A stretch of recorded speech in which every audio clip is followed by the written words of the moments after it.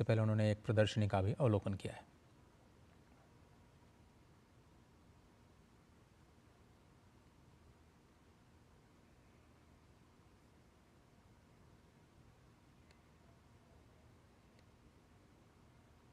तस्वीरें आप देख रहे हैं दरभंगा बिहार से, जहां पर आज 12,000 करोड़ रुपए की कई परियोजनाओं का शुभारंभ और लोकार्पण किया जाएगा। इन सभी विकास कार्यों की समीक्षा प्रधानमंत्री करते हुए और आगामी कार्यक्रमों की कार्य योजना पर निगाह डालते हुए। दरअसल आज बिहार को दूसरा एम्स मिलने जा रहा है। आज बहुत बड़ा दिन है सीमांचल क्षेत्र के लिए, बिहार के लिए। ख़ासतौर पर जो पूर्वोदय योजना है, जिसमें पूर्व के राज्यों पर बहुत ज़्यादा फोकस इस बजट में दिखाया गया है, उसी कार्य योजना के तहत पूर्व के सभी राज्यों को इस नई व्यवस्था का, जो स्वास्थ्य व्यवस्था का फ़ायदा मिलने की उम्मीद है। एक बिहार का पहला जो एम्स है वो पटना में, फ़िलहाल राजधानी पटना में काम कर रहा है। ये दूसरा एम्स होगा जो करीब 3 सालों में बन करके तैयार होगा। श्रीमान नीतीश कुमार जी, केंद्रीय मंत्रिमंडल में मेरे सहयोगीगण, बिहार के उप मुख्यमंत्री विजय कुमार सिन्हा और श्री सम्राट चौधरी जी, दरभंगा के सांसद भाई गोपाल जी ठाकुर, अन्य सभी सांसदगण, विधायकगण, अन्य महानुभाव, मिथिला के मेरे प्यारे भाई और बहनों, आप सभी को प्रणाम। साथियों, आज पड़ोसी राज्य झारखंड में पहले चरण के लिए मतदान हो रहा है। झारखंड के लोग विकसित झारखंड के सपने को पूरा करने के लिए वोट डाल रहे हैं। मैं झारखंड के सभी मतदाताओं से आग्रह करूंगा कि ज्यादा से ज्यादा संख्या में मतदान में हिस्सा लें। साथियों, मैं मिथिला की धरती की बेटी स्वर कोकिला शारदा सिन्हा जी को भी श्रद्धांजलि अर्पित करता हूं। शारदा सिन्हा जी ने भोजपुरी और मैथिली संगीत की जो सेवा की है वह अतुलनीय है। खास तौर पर महापर्व छठ की महिमा को जिस तरह उन्होंने अपने गीतों से पूरी दुनिया में पहुंचाया, वो अद्भुत है। साथियों, आज बिहार समेत पूरा देश विकास के बड़े बड़े लक्ष्यों को पूरा होते देख रहा है। जिन सुविधाओं, परियोजनाओं की पहले सिर्फ चर्चा होती थी, आज वो वास्तविकता बनकर जमीन पर उतर रही है। हम विकसित भारत की तरफ तेजी से कदम बढ़ा रहे हैं। हमारी पीढ़ी सौभाग्यशाली है कि हम इसके साक्षी बन रहे हैं और इसे पूरा करने में अपना योगदान भी दे रहे हैं।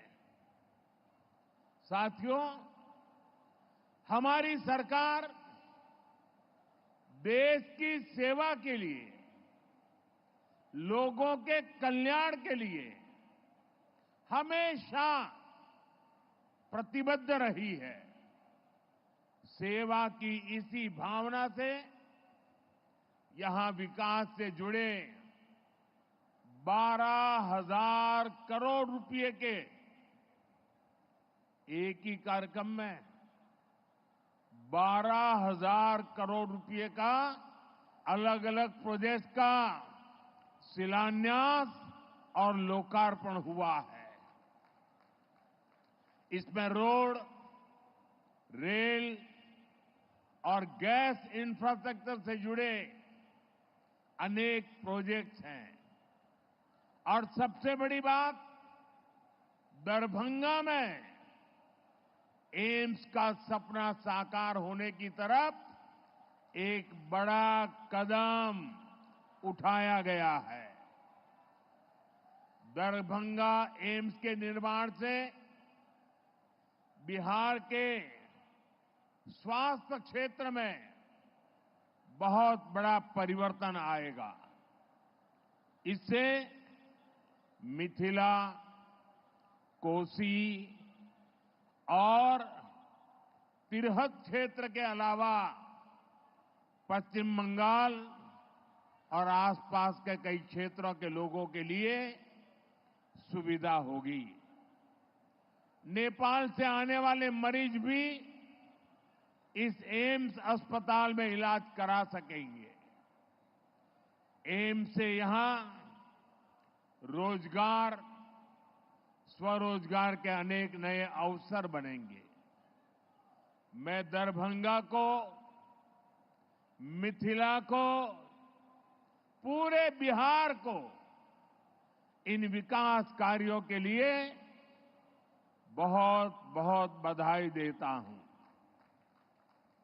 साथियों, हमारे देश में सबसे बड़ी आबादी गरीब और मध्यम वर्ग की है और बीमारी भी सबसे अधिक इन्हीं वर्गों को प्रभावित करती है।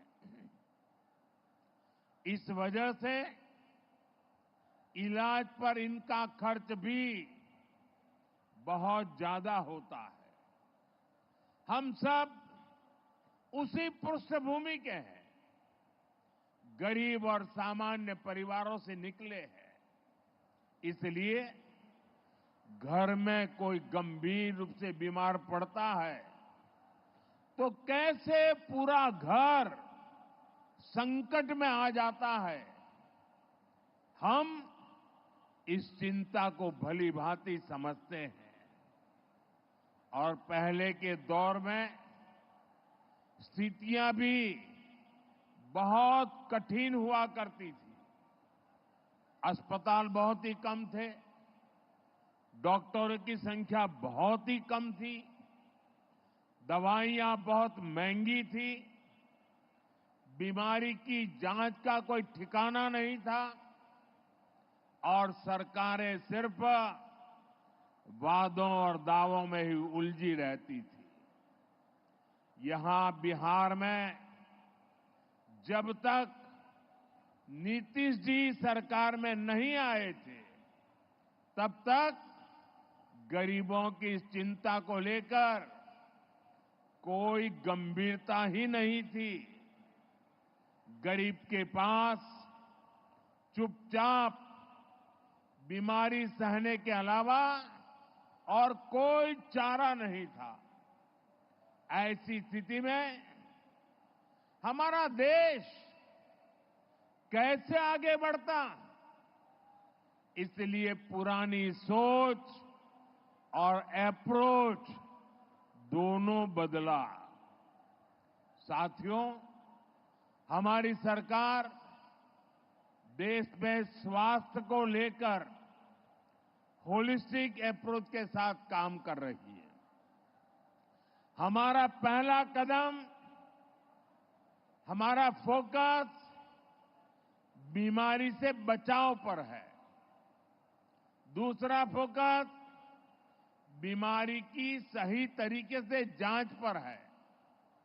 तीसरा फोकस है लोगों को मुफ्त और सस्ता इलाज मिले और सस्ती दवाएं मिले। हमारा चौथा फोकस है छोटे शहरों में भी इलाज की बेहतरीन सुविधाएं पहुंचाना, देश में डॉक्टरों की कमी को दूर करना। और हमारा पांचवा फोकस है स्वास्थ्य सेवाओं में टेक्नोलॉजी का विस्तार करना। भाइयों और बहनों, कोई परिवार नहीं चाहता कि उसके घर में कोई बीमारी पड़े। शरीर स्वस्थ रहे, इसके लिए योग, आयुर्वेद, पोषक खान पान का महत्व लोगों को बताया जा रहा है। फिट इंडिया मूवमेंट चलाया जा रहा है। ज्यादातर सामान्य बीमारियों की वजह गंदगी, दूषित खान पान, खराब जीवन शैली होती है। इसलिए स्वच्छ भारत अभियान, हर घर शौचालय, नल से जल जैसे अभियान चलाए जा रहे हैं। ऐसे आयोजनों से शहर तो स्वच्छ बनता ही है, बीमारियां फैलने की गुंजाइश भी कम होती है। और मुझे पता चला अभी कि दरभंगा के इस कार्यक्रम की बात होने के बाद यहां हमारे मुख्य सचिव जी ने खुद ने नेतृत्व किया और दरभंगा में सफाई का अभियान पिछले 3-4 दिन चलाया।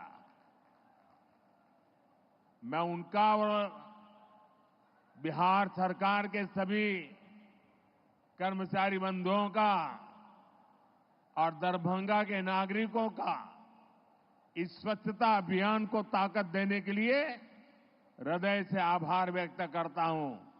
और मैं चाहूंगा कि आगे 5, 7, 10 दिन भी इस कार्यक्रम को और तेजी से चलाया जाए।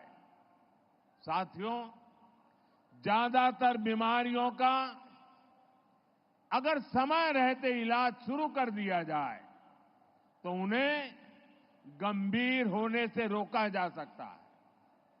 लेकिन महंगी जांच की वजह से अक्सर लोग बीमारी के बारे में जान ही नहीं पाते। इसलिए हमने देश भर में 1.5 लाख से ज्यादा आयुष्मान आरोग्य मंदिर बनाए हैं। इससे कैंसर, डायबिटीज जैसी अनेक बीमारियों के बारे में शुरू में ही पता लग सकता है। साथियों, आयुष्मान भारत योजना से अब तक देश में 4 करोड़ से अधिक गरीब मरीजों का इलाज हो चुका है। अगर आयुष्मान भारत योजना न होती तो इनमें से ज्यादातर लोग अस्पताल में भर्ती ही नहीं हो पाते। मुझे इस बात का संतोष है कि इनके जीवन की बहुत बड़ी चिंता एनडीए सरकार की योजना से दूर हुई और इन गरीबों का इलाज सरकारी अस्पतालों के साथ ही प्राइवेट अस्पतालों में भी हुआ है। आयुष्मान योजना से करोड़ों परिवारों को करीब 1.25 लाख करोड़ रुपए की बचत हुई है। ये 1.25 लाख करोड़ रुपया अगर सरकार ने देने की घोषणा की होती तो महीने भर हेडलाइन पे चर्चा चली रहती। एक योजना से देश के नागरिकों के जेब में 1.25 लाख करोड़ रुपया बचे हैं। भाइयों और बहनों, चुनाव के समय मैंने आपको गारंटी दी थी कि 70 साल के ऊपर के बुजुर्ग हैं, उन सबको भी आयुष्मान योजना के दायरे में लाया जाएगा।